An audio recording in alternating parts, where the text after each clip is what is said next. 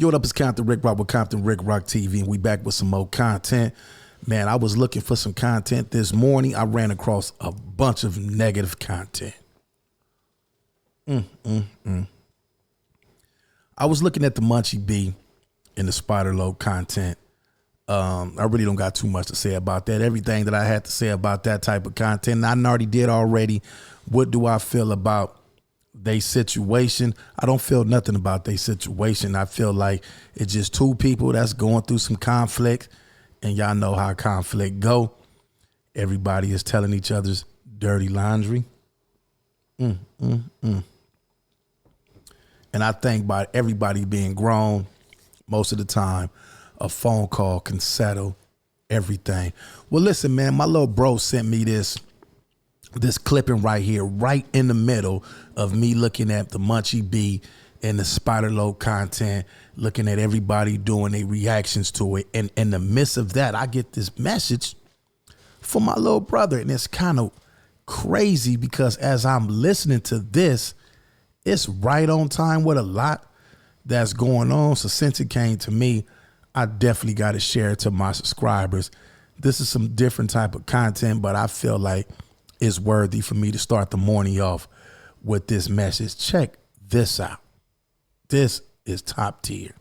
Got him into a lot of stuff, like in the streets, been shot, locked up, you name it. Penitentiary, the whole ride, the basic, story, it is what it is. The main thing that really just changed my life, because when I came back from a 1% chance to live, I was in a coma for 3 months. And I never believed none of those stories I heard about. They say, oh, the people I seen unicorns, God woke me up and an angel carried me. I was like, man, they tripping, they lying. So they just want attention. That's what I'm thinking in my head. Then when I got my run with it, oh man, my heart failed. I went to complete respiratory failure. Crazy, didn't have a heart attack, man. I was 500 pounds, man. My stomach was right here. I was drinking that lean all the time. So that lean was just swelling me up. I had, they said, I forgot how many liters or whatever of fluid in me, but I know when they knocked all that fluid off, I went from 510 pounds down to like 4 something, but it was all liquid. I was actually in another dimension. When I say it was so real, I was getting up, brushing my teeth, taking a dump. Everything that you would do in real life, I was still doing it. But the only difference was Lucifer was present. He was present. He's nothing like everybody describing with the red skin and the horn. That's all a lie. That's something made up. The dude like a pretty boy. Kind of look like he mixed with a little bit of everything. But you can tell he has a mixed type look, pretty boy, 6-pack. Not a buff dude, but in shape. Look like he work out. Voice real smooth, like an R&B singer type. Everything he says is kind of pimpish, smooth. I'm talking about, like, you can just tell he got that. He can convince you to do anything. Oh, come on, man. Come on. Then he told me, like, hey, man, just tell me you need my help, big dog, and I got you, man.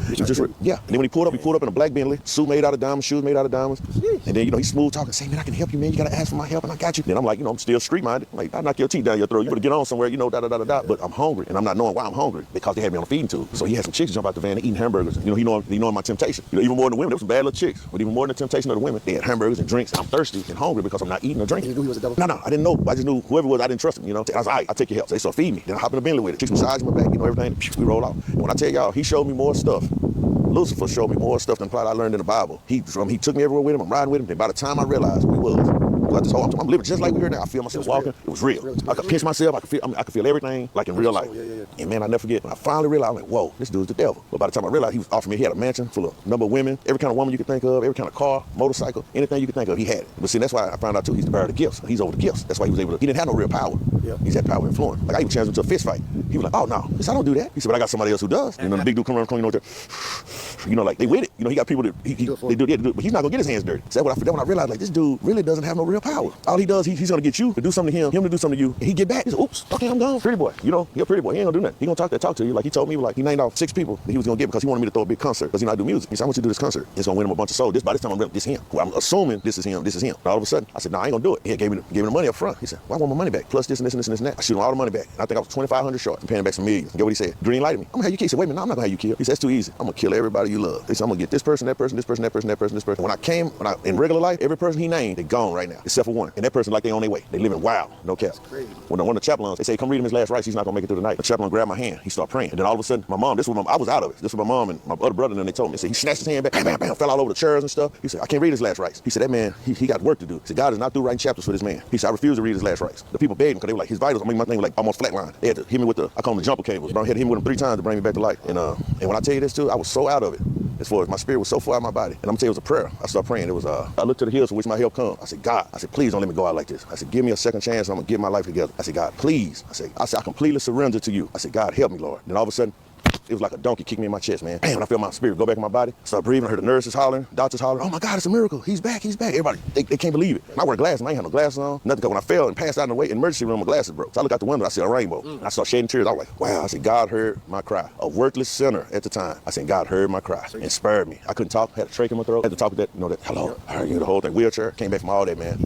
Couldn't walk, couldn't talk, couldn't eat, couldn't drink. God is good. I'm gonna tell y'all, if y'all need living proof that it's a God, I'm the reason. I'm living proof right now that it's a God, man. Believe that. Doctor was like 6'10", man. Big, tall doctor, man. Like Gomer Pyle. I mean, no disrespect to him. Gomer Pyle looking dude. I mean, when I finally was getting conscious and they were doing a little therapy, trying to get together, he was standing in my doorway. He was like this right here, looking at me. He said, sir, can I give you a hug? I said, yeah, man, you can give me a hug. He gave me a hug. Then he said, you are a warrior. He said, I don't know what purpose God has for you in your life, but you better get into your calling. He said, your big old butt had one finger dangling out of a grave. And by the graces of God, I was able to grab you by your fingertip and pull your big old butt up out that grave and give you a second chance, man. He said, you better live your destiny, man. You better fulfill your prophecy that God has you here to do. He started crying. He started shedding tears, man. And I mean, doctors don't show a lot of emotion. That doctor shed tears. And then how about even to this day, I went back looking for that same doctor. Nobody can find him. He's not even on the record. So I was like, I'm gonna find this man. I'm gonna give him a Rolex or something, man. I said, I'm gonna bless his game. Have not been able to find that doctor. Everybody remember him. The nurses, they were like, yeah, I remember that guy. I said, they said, I don't know where he is. We can't find him. After interviewing this brother and hearing his powerful All right, man, that was a message that I came across, man, in the midst of all this content that's going on the internet, because I get up early and I was looking, I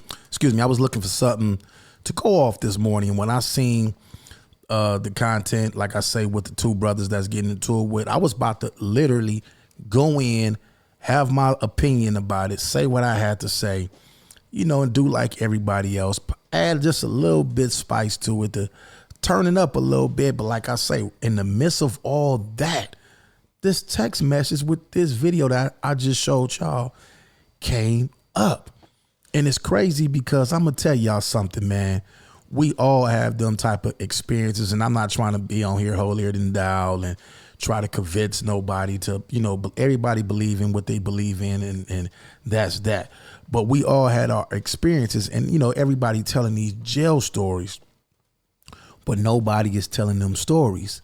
How they didn't pray, God, let me out of this. I'll never come back. I'll never do this again. Nobody is telling them stories, because I remember when I was fighting my case, all this stuff that dudes in jail on here talking about, when I was fighting my case, I remember when I realized that they was trying to give me 50 to life. They was trying to give me 50 to life. And I got on my knees and I prayed. And I told God, man, get me out of this, man.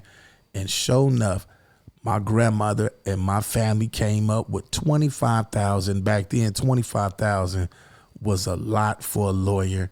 And I ended up getting a deal. And I remember the dude from Southside, the one that was in the car with Baby Lane, the homie Al from Southside. I remember when he was in court. And for y'all don't know, Baby Lane is the guy that's alleged, accused of, the murder of Tupac Shakur. But anyway, let's get into this. I was locked up with Al, and he told me, he was like, man, they trying to give you what? I was like, man, they trying to give me the 50 to life, man, but I went to court today and they came with 11 with 80%. He like 11 with 80%. He said, man, you better take that, man. I'll take 10. I said, you'll take 10? He said, yeah, I'll do 10 right now. And when he said that, that's what made me take my deal. But after me doing all that praying, that's when my people came up with the money for my lawyer.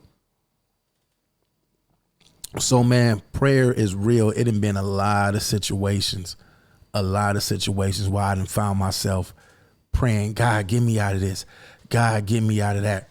And I'm going to tell y'all something. I used all my prayers when it was negative stuff, and he came through. But I remember one time how I got into all this stuff y'all seeing right now, all this camera equipment and all this stuff, man. I prayed one day. I had just got through getting into it with a dude, and he got smart with me this night, and that thing came out, and y'all know what transpired after that. And I just went home and I was like, you know what? I'm tired of living like this, man. I'm tired of getting up every day hustling. I'm tired of riding with this pistol. I'm tired of doing all this, this crazy stuff. And I prayed that night and I said, God, you know what? Show me something different, man. I said, this is what I want. That's what I want. And this is what I want. And sure enough, a couple of months later, 2 months later, everything I asked him for came just like this. But instead of me praying for something negative. I prayed for something positive, and it happened. This dude right here, man, he said he seen the devil, y'all. He seen him, and he changed his life. I just wanted to share that to y'all, share that with y'all. I don't want to make this no big old long video. We're gonna go on and get up out of here, man. It's Compton Rick Rock with Compton Rick Rock TV. Hopefully y'all that's going through some things, y'all can look at this video, man, and y'all know it's real. Well, I'm gonna catch y'all on the next one, man. I'm gone. Compton Rick Rock TV.